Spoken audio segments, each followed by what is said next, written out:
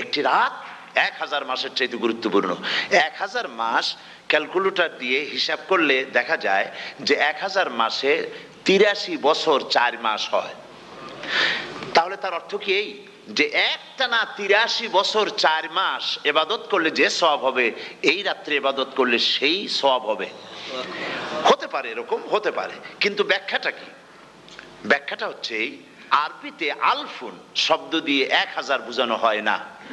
আরবিতে যখন আলফুন বলা হয় তাহলে বোঝা যায় সংখ্যাধিক্য, বিপুল সংখ্যা, হাজার হাজার হাজার হাজার, থাউজেন্ডস এন্ড থাউজেন্ডস। এইটাকে বোঝাবার জন্য আরবিতে ব্যবহার করা হয় আলফুন, হাজার হাজার। তাহলে আল্লাহ কি বুঝাতে চাচ্ছেন?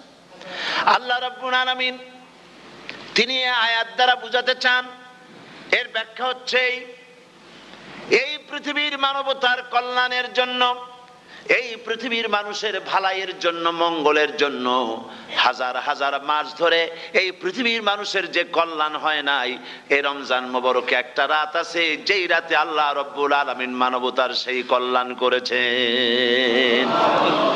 সেই কল্যাণ কি দিয়ে করেছেন? শাহরুর রমাদান আল্লাযী উনজিলা ফীহিল কোরআন, কোরআন নাজিল করে পৃথিবীর মানুষকে সেই কল্যাণ আল্লাহ দিয়েছেন। সুবহানাল্লাহ। বন্ধুগণ, কোরআন, কোরআন কি নিয়ামত আমাদের কাছে! সেই নিয়ামতকে আমরা চিনলাম না, আমরা বুঝতে পারলাম না কত বড় নিয়ামত আল্লাহ আমাদের দান করেছেন। এই কোরআন যেন আপনি শুনতে পারেন, পড়তে পারেন, বুঝতে পারেন, সেই জন্য আল্লাহ রাব্বুল আলামিন শরিয়াত কি সুন্দর ব্যবস্থা করেছে। কোরআন শোনার জন্য রমজান মুবারকে তারাবিহের নামাজের ব্যবস্থা করা হয়েছে। সুবহানাল্লাহ, সুবহানাল্লাহ। যারা সব সময় পড়তে পারেন না, কোরআন তেলাওয়াত জানেন না, অথবা সারা বছরও এক খতম কোরআন শরীফ পড়া হয় না, শরিয়াত কি সুন্দর বিধান করলো যে আপনি যেন 30 পারা কোরআন শরীফ শুনতে পারেন। এই ব্যবস্থা তারাবিহের নামাজের মধ্যে শরিয়াত করে দিয়েছে। আলহামদুলিল্লাহ।